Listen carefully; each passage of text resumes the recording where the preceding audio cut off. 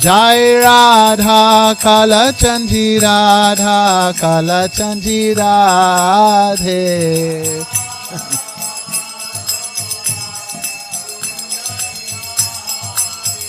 Jai Radha Govinda Radha Govinda Radhe.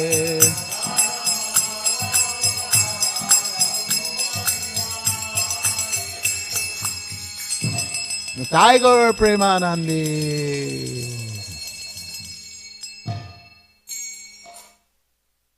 Om Namo Bhagavate Vasudevaya.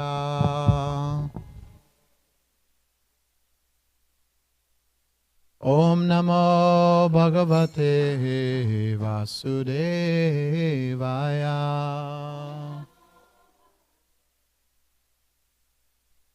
Om Namo Bhagavate Vasudevaya.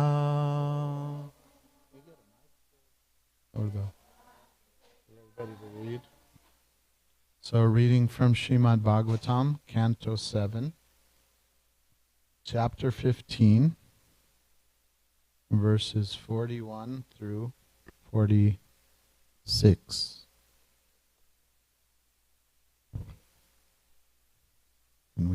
Can you start?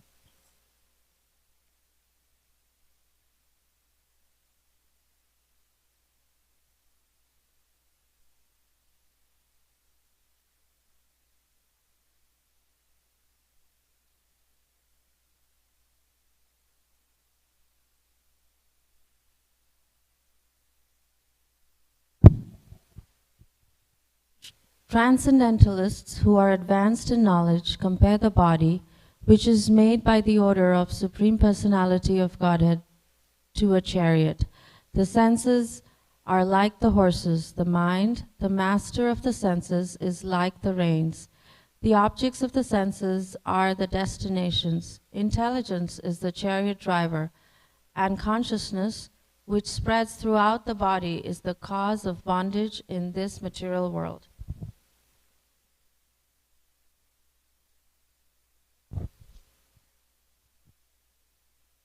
The 10 kinds of air acting within the body are compared to the spokes of the chariot's wheels. The top and bottom of the wheel itself are called religion and irreligion. The living entity in the bodily concept of life is the owner of the chariot. The Vedic mantra Pranava is the bow. The pure living entity himself is the arrow. And the target is the Supreme Being. Those sound effects for the living entity going to the Lord. In the conditioned stage, one's conceptions of life are sometimes polluted by passion and ignorance, which are exhibited by attachment, hostility, greed, lamentation, illusion, fear, madness, false prestige, insults, fault-finding, deception, envy, intolerance, passion, bewilderment, hunger, and sleep. All of these are enemies. Sometimes one's conceptions are also polluted by goodness.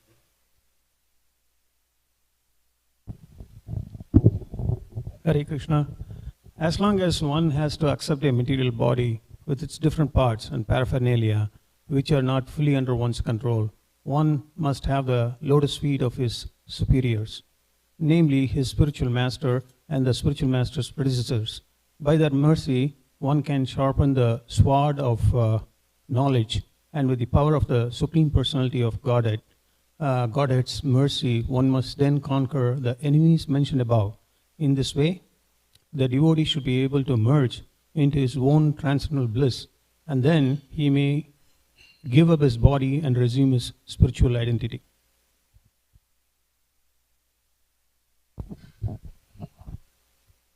Otherwise, if one does not take shelter of Achyuta and Baladev, then the senses acting as the horses and the intelligence acting as the driver both being prone to material contamination, inattentively bring the body, which acts as the chariot, to the path of senses gratification. When one is thus attracted again by the rogues of Vishaya, eating, sleeping, and meeting the horses and chariot driver are thrown into the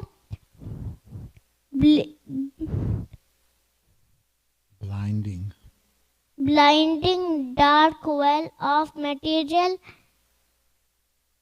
existence, and one is again put into a dangerous and extremely fearful situation and respected birth and death.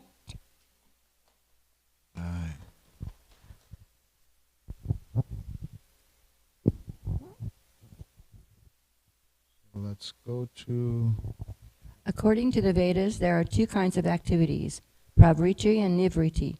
Pravriti activities involve raising oneself from a lower to a higher condition of materialistic life, whereas nivriti means the cessation of material desire. Through pravriti activities, one suffers from material entanglement, but by nivriti activities, one is purified and becomes fit to enjoy eternal blissful life. Let's go back to text 41 and read the Sanskrit together.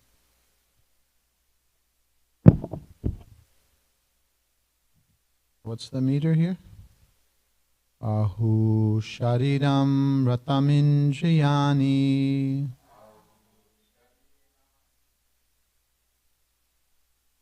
ayan abhishun mana indriyesham Vartmani matra dishanam chasutam Satvam brihadbanduramisha shrishyam.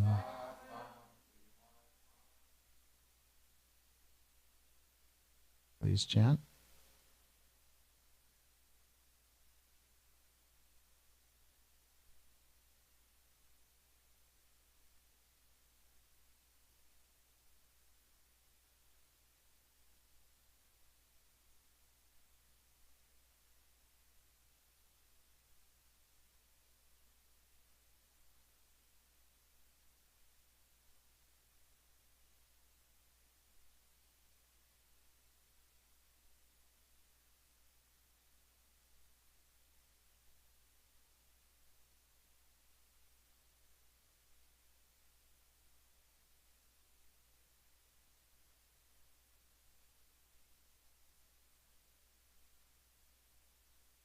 Ahu shariram ratamindriyani ayana vishun mana indriyesham Vartmani matra dishanam chasutam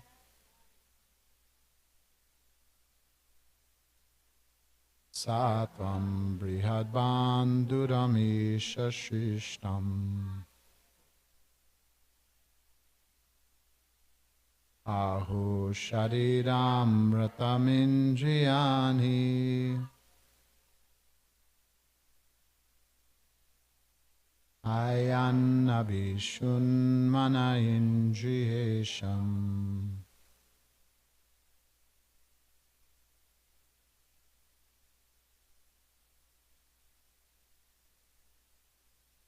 Vartmani matra dishanam chasutam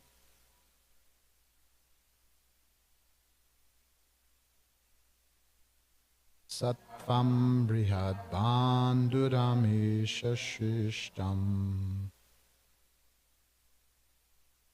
Or we can do the synonyms together. Ahu, it is said.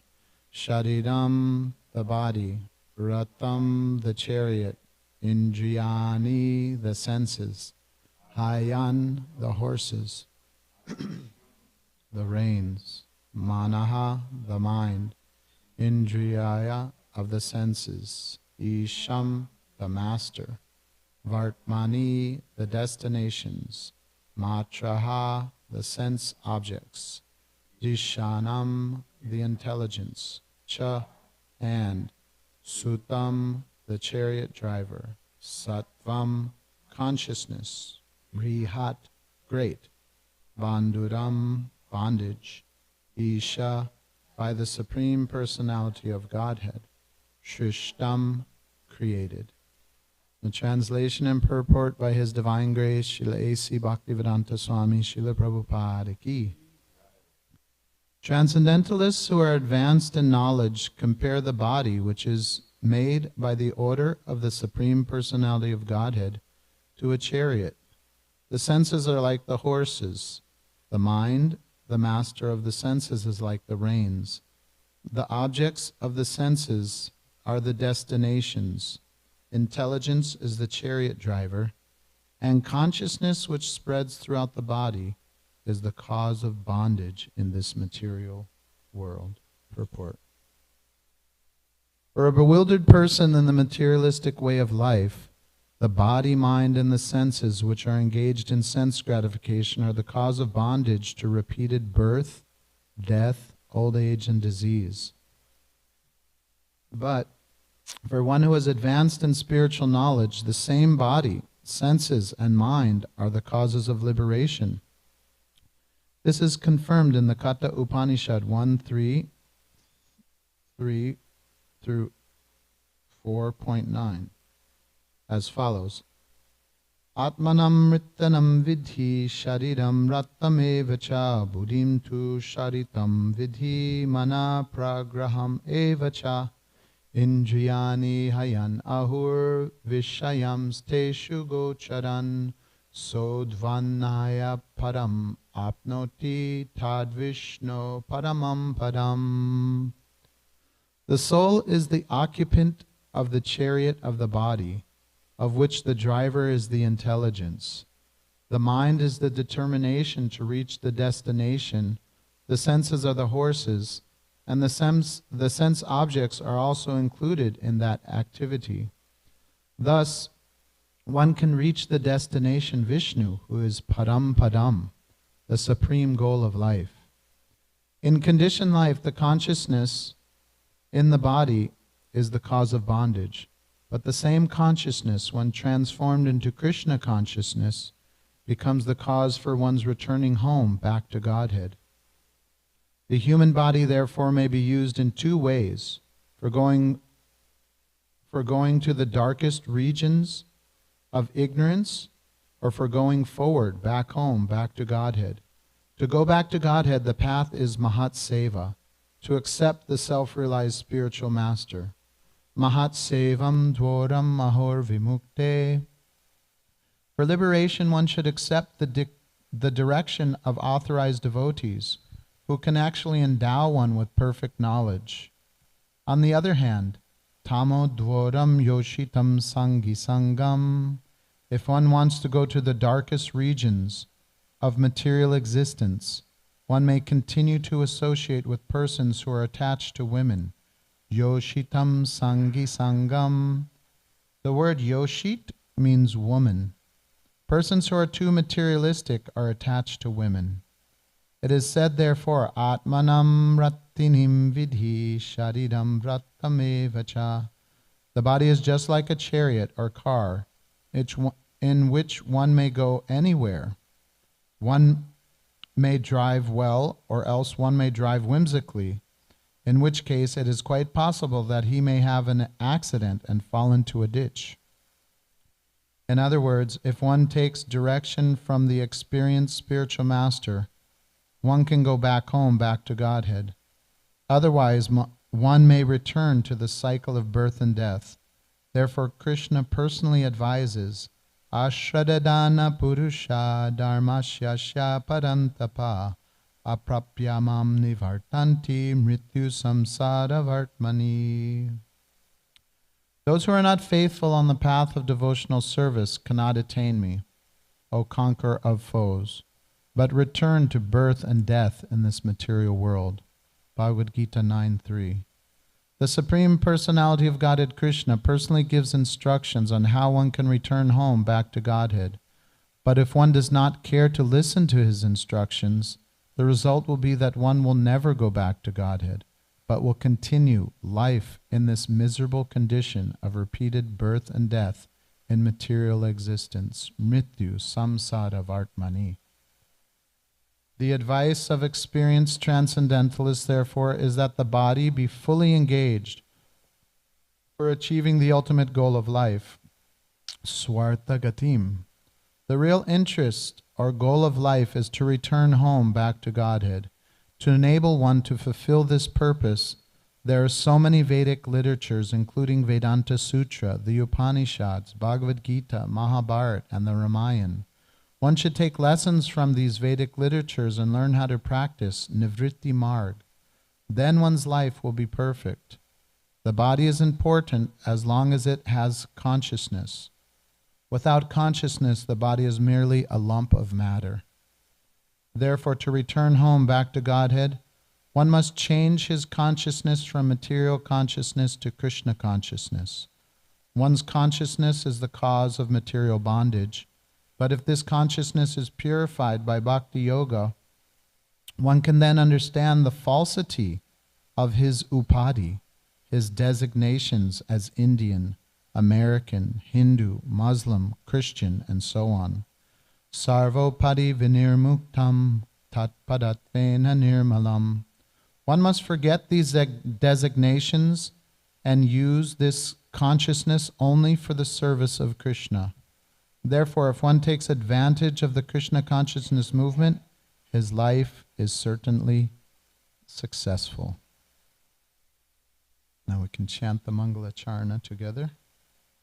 Om Agyana Timirandasya Gyananjana Shalakaya Chakshurun Militam Jena Tasmai Shri Gurave Namaha Shri Chaitanya Manobishtam Stapitam Yena Bhutale Swayam Rupa Kadamayam Dadati Swapadantikam Vandeham Shri Guru Shri Yuta Padakamalam Shri Gurun Vaishnavamscha Shri Rupam Sagajatam Sahagana Raghunathan Vitam Tam Sajivam Sadvetam Savadutam Parijana Sahitam Krishna Chaitanya Devam Shri Radha Krishna Padan Sahagana Lalita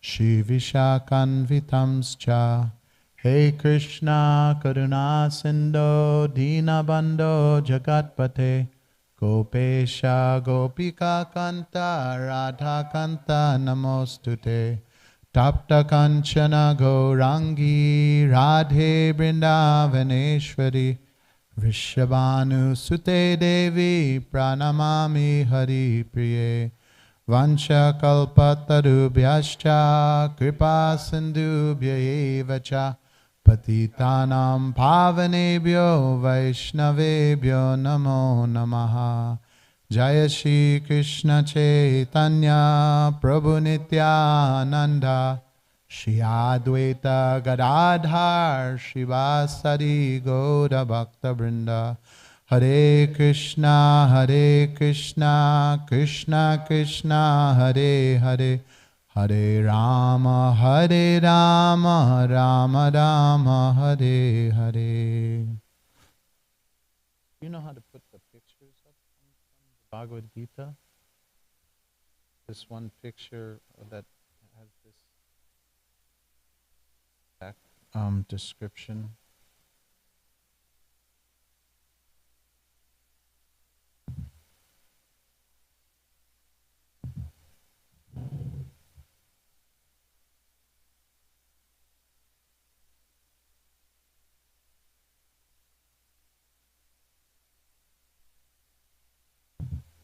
So, this picture, you know? Yeah? Yeah. So the verse and purport pretty clear, right? And this description is so elaborate and scientific, breaking down what are the horses compared to? Kids only can answer. Remember what the horses were compared to? The senses. And the body is a chariot. And the whole description is breaking it down like the reins, the ropes that come from the horses or the senses is the mind. And the driver is the intelligence. And the passenger is the soul. So it's a very elaborate explanation. No big deal if it's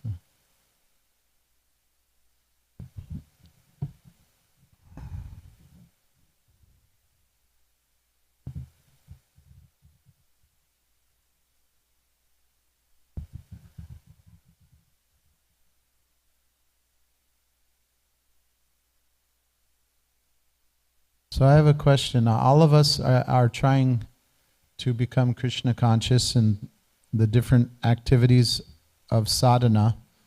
What's the first point of spiritual life?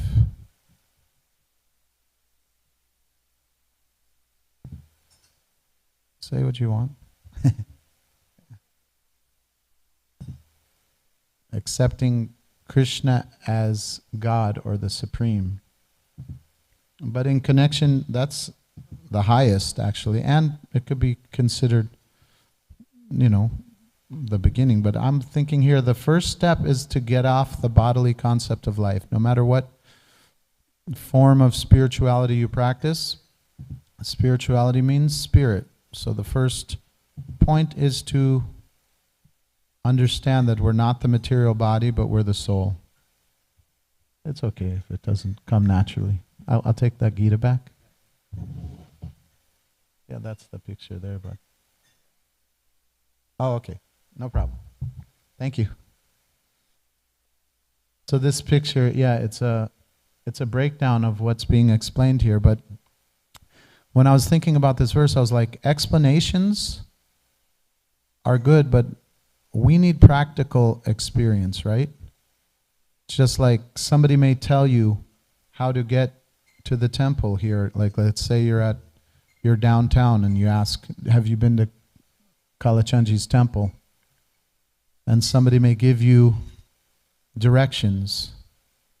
Let's say you get on the highway, you go east, whatever it is. You exit at 265, you make a left.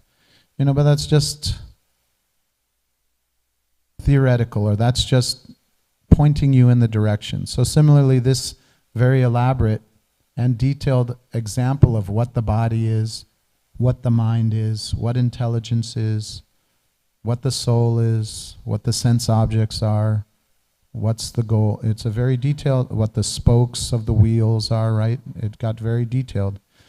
It's just pointing us in the direction to use our intelligence, to use our mind to distinguish what is the difference between the body and who we really are as the conscious spiritual being.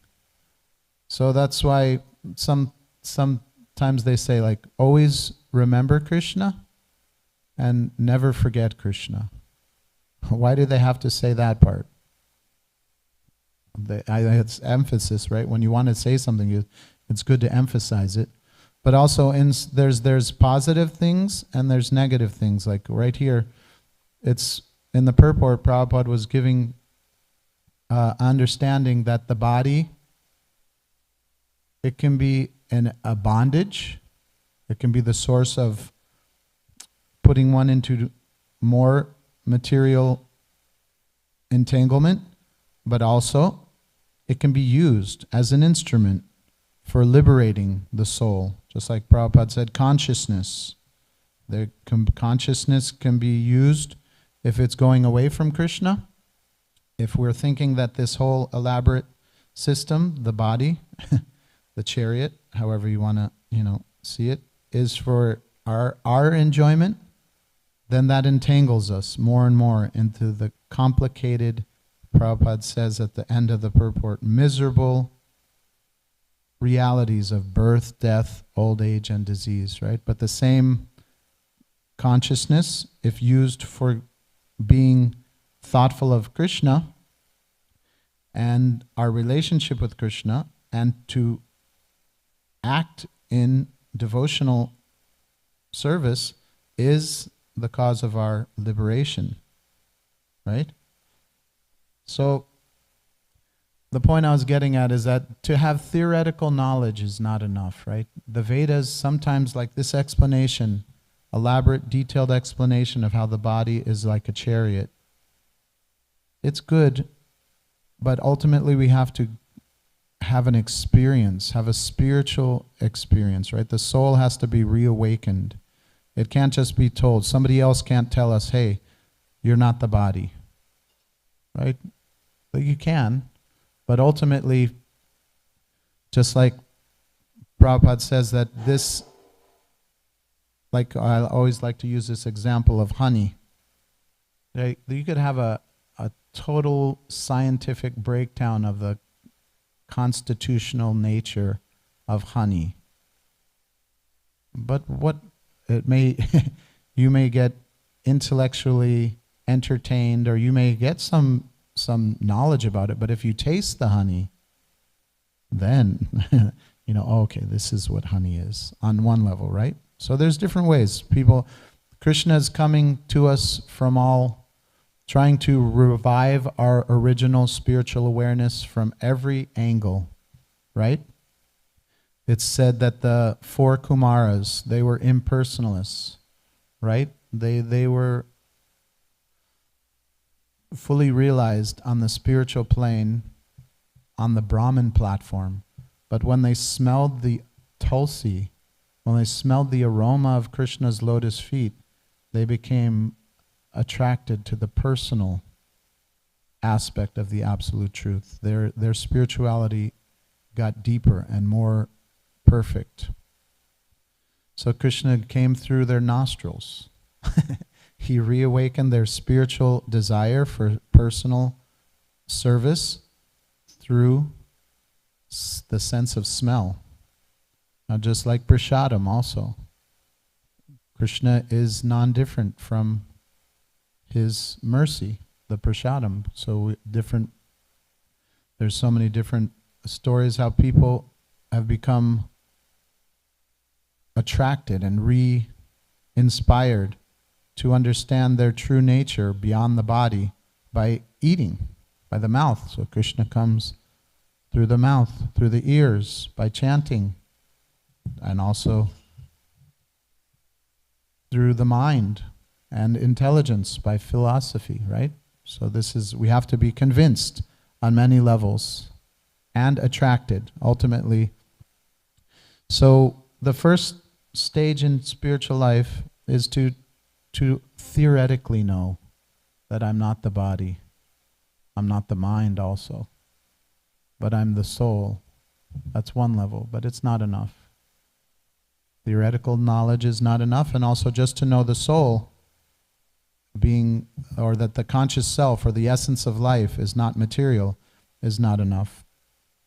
We have to know the whole picture, that the soul is part and parcel of the Supreme Soul, like Krishna says in Bhagavad Gita.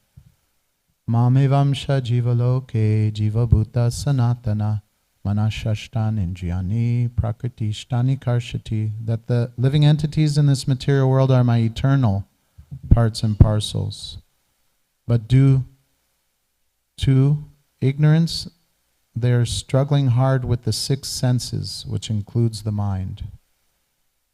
So this has to be understood also theoretically at first, right? That, okay, I'm not the body, I'm the soul. And the soul is part of the Supreme Soul. And then we have to know that what is that relationship? So the personalists in Krishna consciousness, there's bhakti, there's the bhakta, and there's Bhagavan. These three aspects. There's the soul, the super soul, and the eternal loving exchanges, the eternal relationship of devotional service.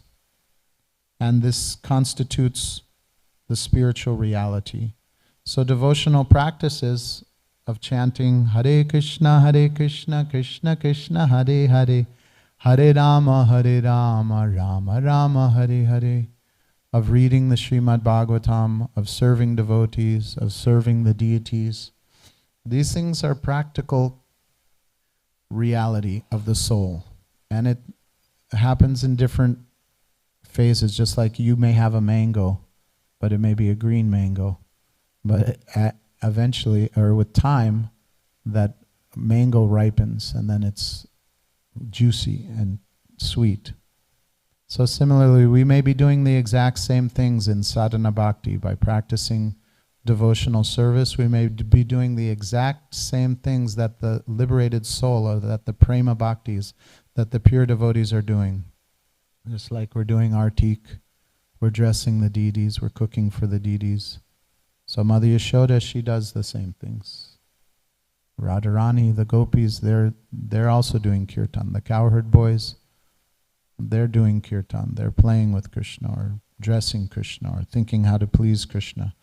So the difference is that elevation of devotion and ever increasing spiritual desires to please Krishna. But we have the goal, and we have the means. Sometimes they say the means are the goal, right? So we're doing the same thing. We're singing Hare Krishna, and the gopis are singing Hare Krishna, but a little bit of a difference, at least for me. So I was thinking, one thing is that, like this verse is alluding to, is that we realize that this is a gift from Krishna, this body, and that it's compared to a chariot, and we have to use the senses. The horses, just like they in this example of the chariot and the horses and the senses. I think Vijay, one of the biggest book distributors in the movement, he used to show people this picture. He's probably shown people this picture millions of times and explained. He says, so you see how the horses are the senses of seeing, smelling, hearing, tasting, and feeling, and the reins are the mind, the intelligence is the driver. So he says the spiritual wisdom is meant to give guidance to the intelligence, so that the soul or the passenger has a smooth ride and goes to the destination. Just like Prabhupada clearly points out in the verse, how the goal of life is to go back home, back to Godhead. And the chariot and the mind and the senses and everything is meant to go in that direction. But if the senses think, oh, I'm in control, and they go wherever they want, then Vijay would always go, whoa, whoa, whoa, whoa, whoa, whoa. You may, like Prabhupada says, you may fall into a ditch if you don't know how to drive. So if the senses do whatever they want, then the destination is repeated birth and death. So we have to get off the bodily concept of life, and this verse is giving us clear understanding of how to use the different aspects of the subtle energies of the mind and the intelligence, and then how to use the senses to use them in the service of Krishna. But one thing is also, just like there's that phrase that humility doesn't mean that you think less of yourself, but you think of yourself less. So to get off the bodily concept of life, one of the biggest things that we're meant to do is to think of Krishna's body. Don't think of our failing temporary material body or mind, or different limited desires, or different extended bodily concepts of life, our family, our society. But preoccupy our mental space, use all of it to think of Krishna's body. Because Krishna, when Krishna wakes up, when he is in the material world, what's the first thing he does? Oh yeah, on the altar he honors Mahasweets. And then to show the example of that a ideal household or an ideal human should meditate on the Supreme, he meditates on himself. So for Krishna, he can totally be on the bodily concept of life because his body is Satchidananda. His body is the source of all material and spiritual worlds, right? Aham sarvasya prabhavo matas pavartate iti matva bhajante mam buddha bhava samanvitaha. So Krishna is saying, I'm the source of all spiritual and material worlds. Everything emanates from me. And the wise who perfectly know this engage in my devotional service. So this is what we do. Instead of, when we chant during japa time, our mind may be thinking, oh, my body's a little tired. Or my mind may be thinking, my feelings were hurt when my friend said this to me, or this and that. But these things we have to try to let, as it comes in, let it go and go back to the body of Krishna. Get on the Krishna bodily concept of life. So the holy name is non-different from Krishna. Nama, Guna, Rupa, Lila. We have to focus on Krishna more and more. That's what the japa session is, to get absorbed in the vibration of the holy names, and to get off our manovrat, right? Our manorut. What's that? How do you say that? We're in a rut. No, the chariot of the mind. We ride it, right? Wherever it may go, we're kind of slaves to it. That's what the picture of the passenger in this chariot. When we let the senses do what they want, and the reins aren't in control of the senses, and the intelligence isn't fueled by spiritual philosophy, then the mind can't control the senses, and the passenger is just having a crazy ride in life. So sometimes that's what our mind is. So just like japa is a time to focus in and fill the mind and fill the heart with the vibration of Krishna, then more and more, then it's not just the name, but then it's the rupa, then it's the form. We may think of the form of the Lord, then the guna, the qualities of Krishna, and then ultimately the leelas of the Lord. They may spontaneously and naturally, by Krishna's causeless mercy, appear in our mind, and ultimately will reestablish our loving relationship with the Lord. So I was thinking in along with that, or in that connection, well, first of all, I'll just say a few quick things how, this example of how we're not the body. The prasadam prayers, when we say, the translation? Vaishnava, of the prasadam prayers? Yeah, you do. This body is a lump of ignorance. One time when I went to my family, and usually, religious families, or from whatever tradition, they say grace, or they say a prayer before they eat. So they were like, oh, you're practicing spiritual life. Why don't you say the blessing before we eat? So I was like, okay. And everybody was gathered around the table, and I was like, this body is a lump of ignorance. The senses are a network of paths leading to death. Of all the senses, the tongue is the most voracious and hardest to control. But you are so kind, dear Krishna, that you have given us this Bhagavat Prasadam. So I was thinking, wow. I was like, as I was saying it, I was like, I saw the faces of my family. I was like, oh, this is a little bit intense, yeah, and graphic, and it's not just like flowery and like, thank you, God, for this food, and thank you for my family, and thank you for, which is good. Everything is, gratitude is the best, but also realistic philosophical truth is needed, and it's being reinforced again and again. And Prabhupada points it out so clearly.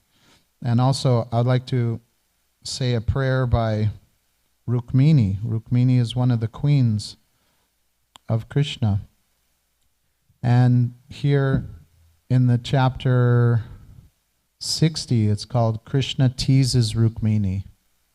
Does everybody remember some of that? When Krishna brought up so many different points why she shouldn't have married him, and he was trying to entice her to get angry, to show, have a lover's quarrel, but her humility, she wouldn't do it. But then after she used everything that he said, she changed the words, because Sanskrit is so intricate. She used the same words, but used those to glorify Krishna and show how he's the Supreme Personality of Godhead, and that anybody and everybody should and has a relationship with him as a lover, as a servant. So listen to her words here. A woman who fails to relish the fragrance of the honey of your lotus feet becomes totally befooled.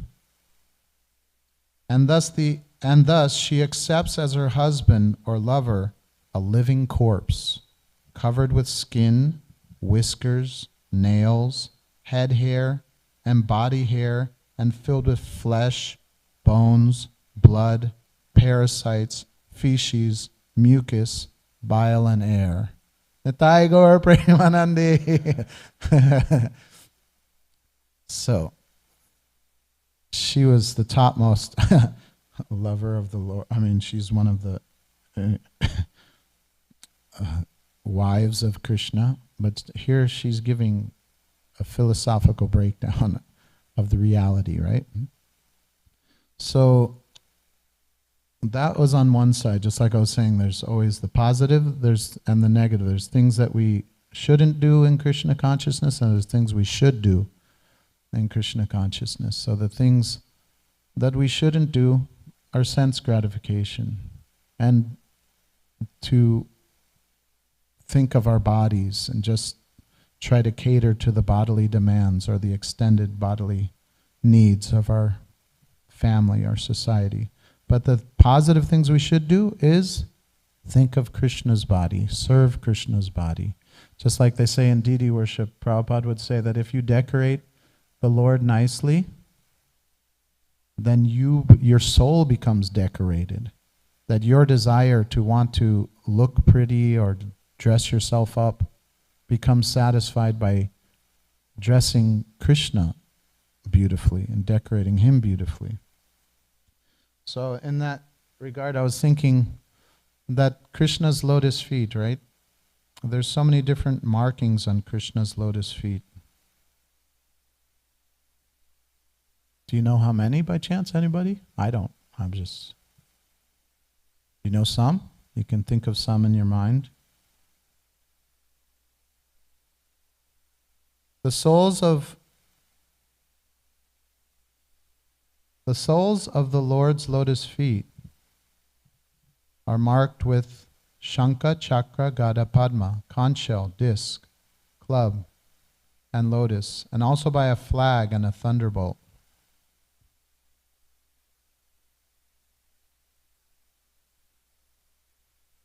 When Krishna walks on this earth or in the heavenly planets, these marks are visible wherever he goes. Vrindavan Dham is a transcendental place because of Krishna's walking on this land frequently. The inhabitants of Vrindavan were fortunate to see these marks here and there.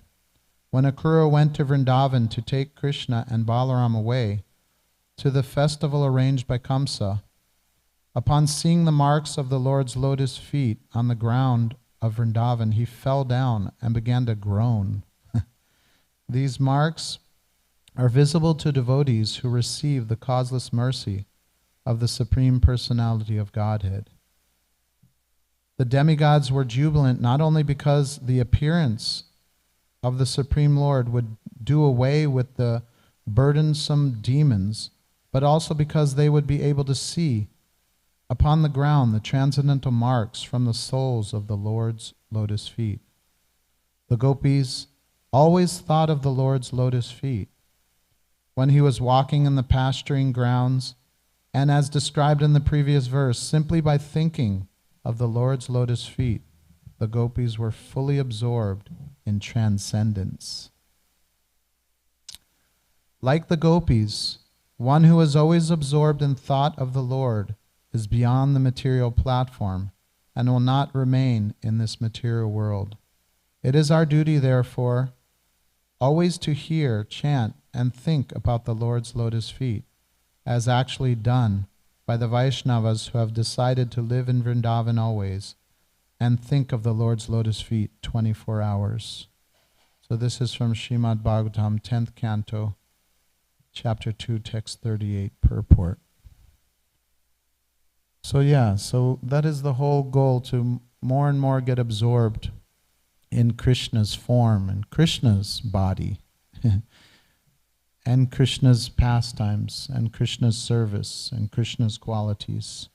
And that's what Srimad Bhagavatam is, that our minds, we can use our minds to be absorbed, and our intelligence, and to understand things as best as possible by Krishna's grace philosophically, and come more and more closer to service to Radha Kalachandji. Thank you for your time and attention. Any reflections or questions?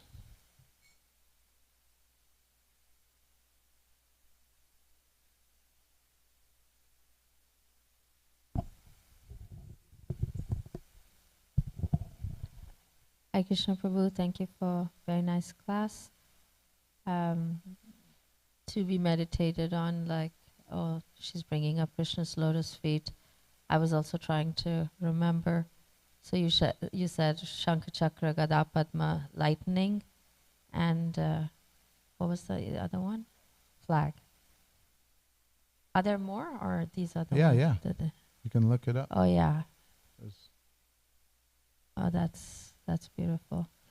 So these are, yeah. Yeah, the devotees, or the inhabitants of Vrindavan, when Krishna would walk through the forest, his footprints would make imprints in the sand, and everybody made a pact. It was like an unspoken devotional agreement, just out of love. They would never step where Krishna stepped, so that they could always see them.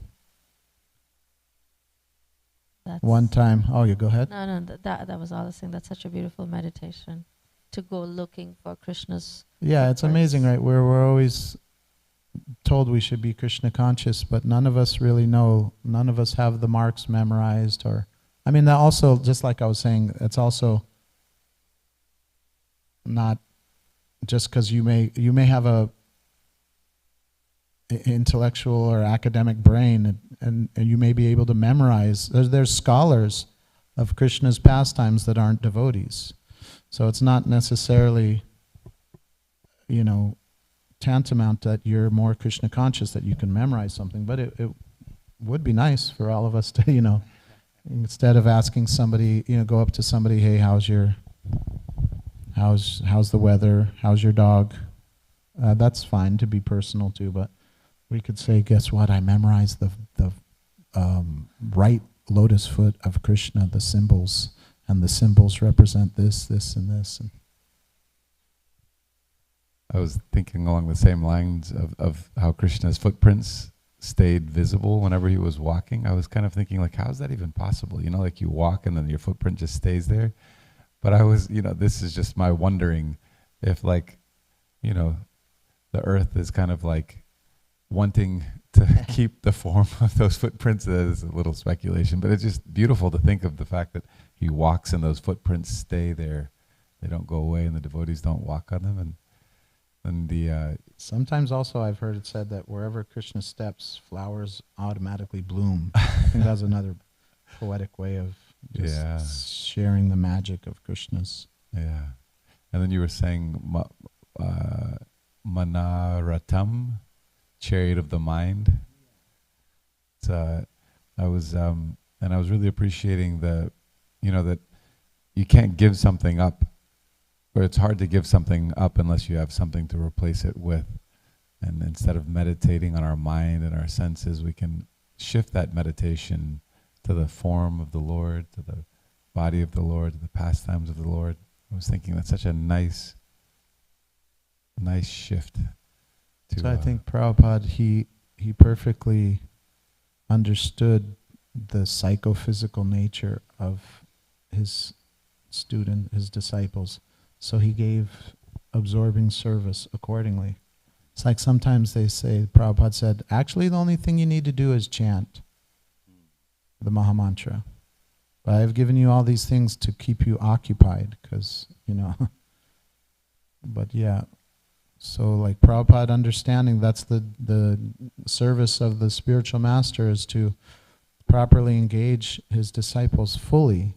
Like Prabhupada gave that, what they called impossible task of doing the Chaitanya Charitamrita, finishing it in a certain amount of months, because he knew, okay, my disciples, they need to be like pushed, overly maxed, overly absorbed. Like if you hear the devotees tell about how they did that, there was Prabhupada made an arrangement that there was no space for anything to enter their minds but how can I do this service in 2 months? And it wasn't just one person. He had a whole community. And then Prabhupada's, that's the goal of complete absorption, so that that's what love is. Love is when you're so absorbed in the other person that you don't think of yourself. It's just, that's bliss. So Prabhupada is coming up with so many things we should, if we're not forced by our gurus, in a sense, we have to realize how to put ourselves in, I'm speaking to myself, in situations where we're more absorbed. That spiritual life is a question of absorption. And then when the service is like, one thing Prabhupada said in a purport was, the best way to control the mind is to be constantly thinking of how to do good to others. So that's like, what outreach is, what distributing of books, organizing community, temple programs, that we're always thinking, how can somebody get a taste in Krishna consciousness? Not somebody, how can masses, Chaitanya Charitamrita shared on that same pastime you're talking about, when Prabhupada engaged them in Chaitanya Charitamrita, the devotees were painting, and sometimes they would fall asleep painting.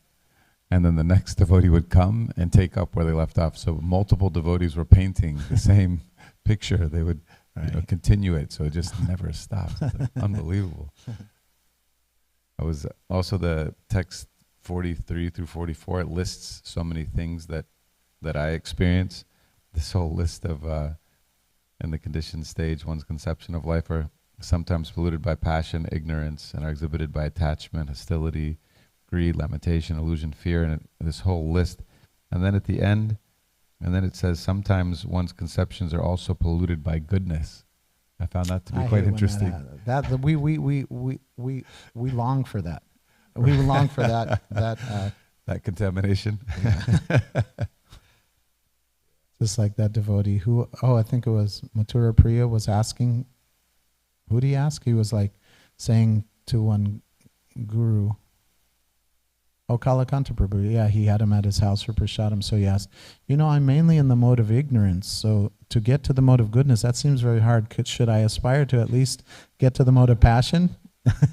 Or can I work towards that? He said, no, just try be in the mode of goodness, he said.